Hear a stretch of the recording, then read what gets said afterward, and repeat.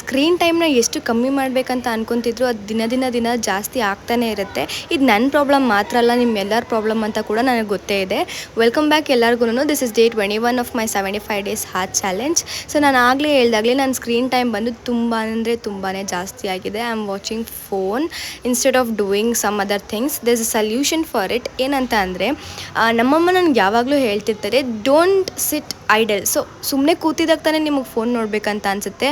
I understand saying phone is necessary ನನಗೆ. ಯಾಕಂತ ಅಂದರೆ I do content creation, I have to edit videos or I have to go through contents, I should get new ideas. ಅದಕ್ಕೋಸ್ಕರ saying phone is fine. But like wasting time in scrolling reels is not just it is not a good idea also, which spoil your eyes. And ನಮ್ಗೆ ಏನು next ಮಾಡಬೇಕನ್ನೋದು ಗೊತ್ತಿರಲ್ಲ ನಮಗೆ.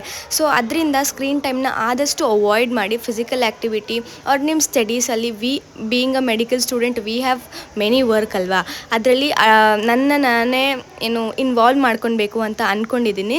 So I will make sure that ನಾನು ನನ್ನ screen ಟೈಮ್ನ ಇನ್ಮೇಲಿಂದ ಆದರೂ ಕಮ್ಮಿ ಮಾಡ್ತೀನಿ ಅಂತ ಹೇಳಿ.